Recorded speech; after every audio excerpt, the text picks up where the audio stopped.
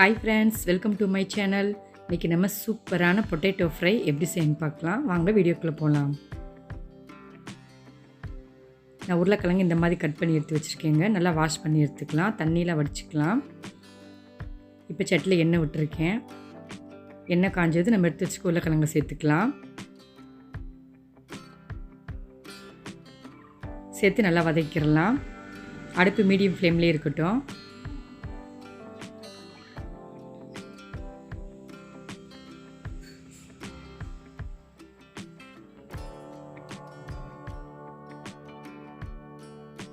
இப்போ தண்ணி ஓரளவுக்கு குறைஞ்சிருச்சு. இந்த ஸ்டேஜில் நம்ம கொஞ்சம் உப்பு சேர்த்துக்கலாம். உப்பு சேர்த்து நல்லா வதக்கி விட்டுக்கலாம். இன்னொரு 3 நிமிஷத்துக்கு இருக்கட்டும் அப்படியேவும்.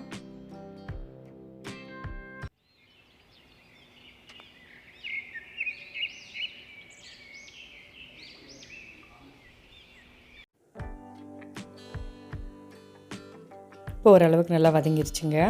இந்த ஸ்டேஜில் நம்ம மசால் பொடி சேர்த்துக்கலாம். வீட்டில் அரைச்ச மசால் போடுதேன். குழம்புக்கு போடுற மசால் பொடி 2 ஸ்பூன் சேர்த்துக்கிறேன்.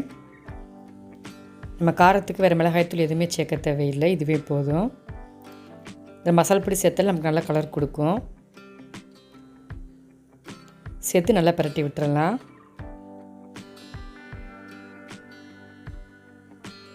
நல்லா கலந்து விட்டுட்டு இன்னொரு 3 நிமிஷத்துக்கு அப்படியே விட்டுறலாம்.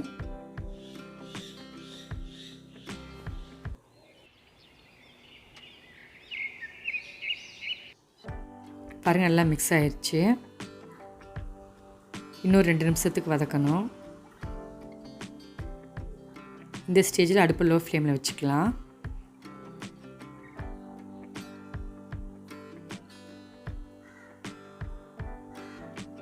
இப்போ அடுப்பு ஆஃப் பண்ணிடலாம்.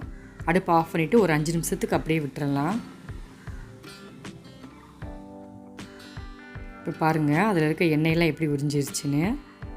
இப்போ எண்ணெய் இல்லாமலே இருக்குது. இது நம்ம தாளிக்க தேவையில்லை, அப்படியே சாப்பிட்டுக்கலாம்.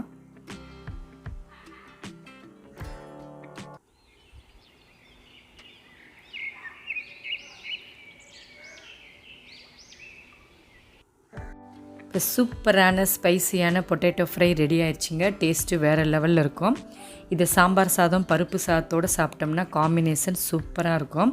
இந்த மாதிரி ஒரு தடவை ட்ரை பண்ணி பாருங்கள். ஓகே ஃப்ரெண்ட்ஸ், இந்த வீடியோ உங்களுக்கு பிடிச்சிருந்தால் லைக் பண்ணுங்கள், ஷேர் பண்ணுங்கள், சப்ஸ்கிரைப் பண்ணுங்கள். ட்ரை பண்ணி பார்த்துட்டு மறக்காமல் உங்கள் கமெண்ட்டை சொல்லுங்கள். தேங்க்யூ ஃபார் வாட்சிங்.